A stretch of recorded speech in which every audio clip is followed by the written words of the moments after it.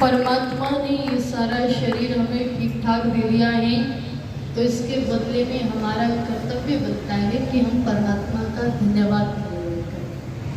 अगर परमात्मा ने शरीर हमें स्वस्थ न दिया होता तो क्या होता? पिछले दिनों एक बहुत बड़े उद्योगपति जिनके यहाँ एक बच्चे ने जन्म लिया और वो बच्चा जैसे पैदा हुआ तो उसके दिमाग की एक नस जो ब्लॉक थी।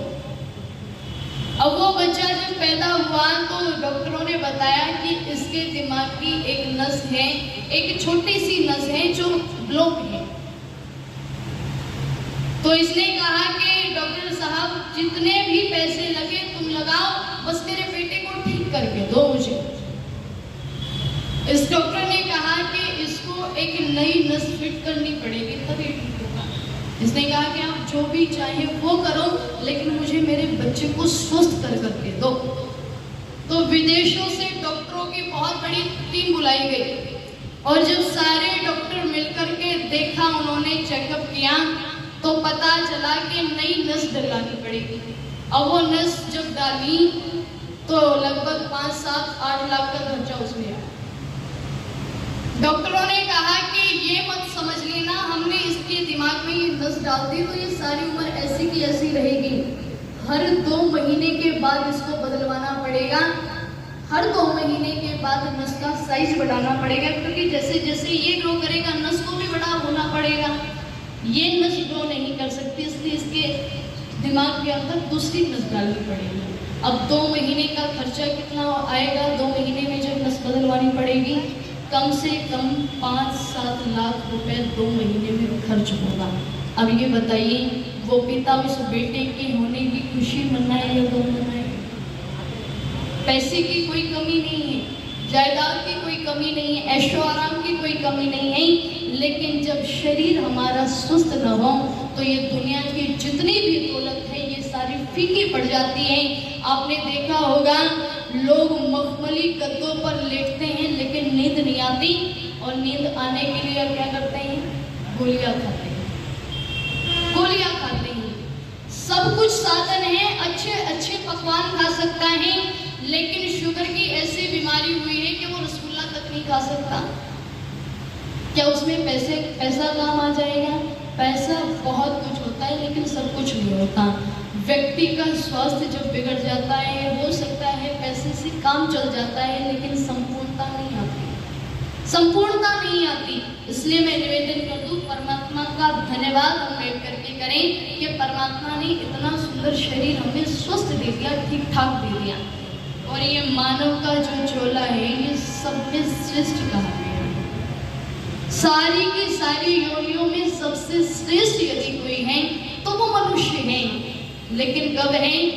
जब इसके कर्म अच्छे होते हैं। और जब ये व्यक्ति गिर जाता है तो एक नाली का कीड़ा भी इससे अच्छा कहा जाता है, एक नाली का कीड़ा भी इससे अच्छा कहा जाता है।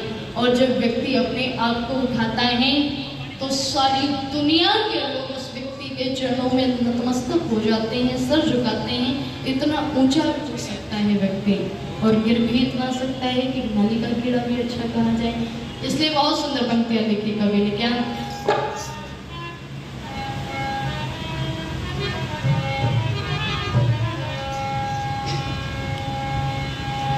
कि मानव चोला रत्न अमोला, शुभ कर्मों से पाया तुझे क्या हो गया है, तुझे क्या हो गया है। मानव चोला रत्न अमोला, शुभ कर्मों से पाया तुझे क्या हो गया है, तुझे क्या हो गया है। मानव चोला रत्न अमोला, शुभ कर्मों से पाया तुझे क्या हो गया है, तुझे क्या हो गया है। जितने भी हैं जीवदारी दुनिया में सभी पर तेरा राज है,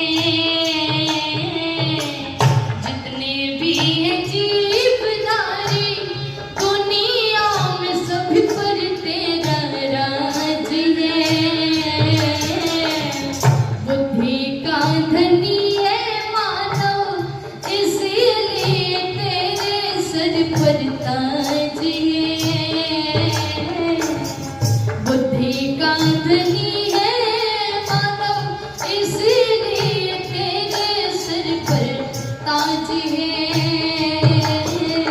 पर जाने कोड़ी बदले तूने से गवाया, तुझे क्या हो गया है, तुझे क्या हो गया है। हो मानव चोला रत्न बोला, तुझे क्या हो गया है, तुझे क्या हो गया है। बांध करके मुट्ठी आया, खाली हाथ जाएगा संसार से। बांध करके मुट्ठी आया, खाली हाथ जाएगा संसार से। जीवन को बना ले सफल, कर ले तू प्यार जगदाधार से। जीवन को बना ले सफल, कर ले तू प्यार जगदाधार से। तेरा मेरी के चक्कर में क्यों पगल भर माया, तुझे क्या हो गया है, तुझे क्या हो गया है। हो मानव चोला रत्न अबोला, सुन कर लोग पाया, तुझे क्या हो गया है, तुझे क्या हो गया है। करने को भलाई तुझे भेजा था ईश्वर ने, उसको याद कर। करने को भलाई तुझे भेजा था ईश्वर ने, उसको याद कर। खुशियों में फंस करके अपने जीवन को ना बर्बाद कर। खुशियों में फंस करके अपने जीवन को ना बर्बाद कर। नंदलाल कर जाप ओमिका, जिसने विश्व रचाया, तुझे क्या हो गया है, तुझे क्या हो गया है। हो मानव चोला रत्न बोला, शुभ कर्मों से पाया, तुझे क्या हो गया है, तुझे क्या हो गया है। तुझे क्या हो गया है, तुझे क्या हो गया है। तुझे क्या हो गया है, तुझे क्या हो गया है। तुझे क्या हो गया है, तुझे क्या हो गया है।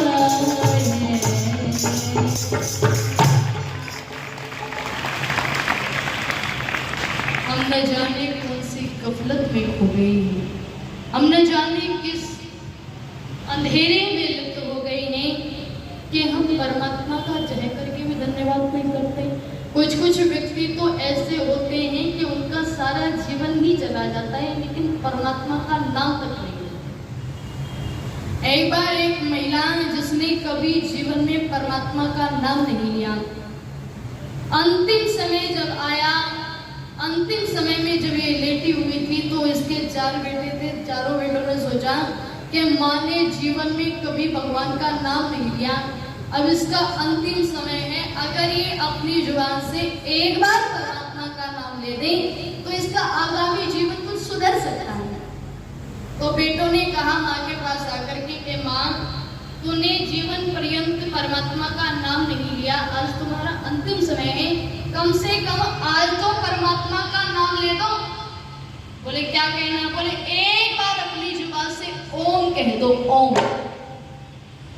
जिसने कहा कि बेटे बोला नहीं जाता, इन्होंने सोचा कि उलझ करके बोलते, बोले माँ क्या नहीं बोला जाता? इनको लगा ये कहेगी कि ओम नहीं बोला जाता। इन्होंने पूछा माँ क्या नहीं बोला जाता? बोले जो तुम बुलवाना चाहते हो बस वही नहीं बोला जाता। इतनी लंबी लाइन बोल दी, लेकिन एक 2.5 अक्षर का ओम नहीं बोला गया। इन्होंने सोचा कि ऐसे तो बात बनने वाली नहीं है। इनकी जो बहन थी विमला, उसके घर वाले का नाम था ओम प्रकाश। इन्होंने सोचा कि हो सकता है इस तरीके से बात बन जाए कि हम ओम प्रकाश को इनके सामने खड़ा करेंगे और पूछेंगे कि ये कौन है, तो ये कहेगी कि ओम प्रकाश है। तो ओम परमात्मा का भी नाम है, प्रकाश के आगे ओम है, तो एक बार कहीं ना कहीं किसी न किसी कारण से निकल जाए बस वो। इन्होंने देखा, अपनी बहन के घर जा करके अपनी बहन को और अपने दामाद को बैठा करके लाए और माँ के सामने खड़ा किया। और माँ के सामने खड़ा करके कहते हैं कि माँ, एक बार आंखें खोल करके तो देख, तुझसे कौन मिलने के लिए आया है। माँ ने धीरे से आंखें खोली और देख करके वापस आके बंद कर दी। बेटे ने कहा कि माँ, क्या तूने पहचाना नहीं क्या? ये कौन है? इतनी दूर से तुमसे मिलने के लिए आया, बता कौन है ये? इसने कहा कि हरामियों, चैन से मरने भी नहीं दे रहे। मैंने पहचान लिया कौन है। बोले बता कौन है? बोले ये विमला का घर वाला है। और कौन?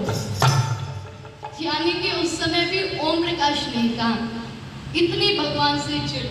लोग गालियां देते हैं परमात्मा को, सुबह शाम गालियां देते हैं बैठ करके कि इतना दुख हमें दे दिया, हमारे जीवन में इतनी गरीबी भर दी, हमें ऐसा दुख दे दिया, वैसा दुख दे दिया। लेकिन परमात्मा ने इतना सुंदर शरीर हमें दे दिया, ये इतनी बड़ी बात है जिसकी हम लोग कल्पना भी नहीं कर सकते। और जो हमें जन्म मिला है वो हमारे ही कर्मों का फल है। जैसा बोओगे वैसा काटोगे, जैसा कर्म करोगे वैसा फल पाओगे। इसलिए बहुत सुंदर पंक्तियां लिखी कवि ने कि अपने जीवन के अंदर जो व्यक्ति परमात्मा को गालियां देता है, जरा वो अपने जीवन का निरीक्षण तो करके देख लें कि हमने अपने जीवन के अंदर कमाया क्या है, हमने अपने जीवन के अंदर बोया क्या है। जैसा बोएंगे वैसा काटेंगे, जैसा कर्म करेंगे वैसा फल पाएंगे। और फिर बैठ करके परमात्मा को गालियां देते हैं कि हमारे जीवन के अंदर दुख आ गए। अगर परमात्मा ने हमें दुख दिया है तो वो हमारे कर्मों का फल है, और अगर हमें परमात्मा सुख देगा तो वो भी हमारे ही कर्मों का फल होगा। इसलिए बहुत सुंदर पंक्तियां लिखी कवि ने क्या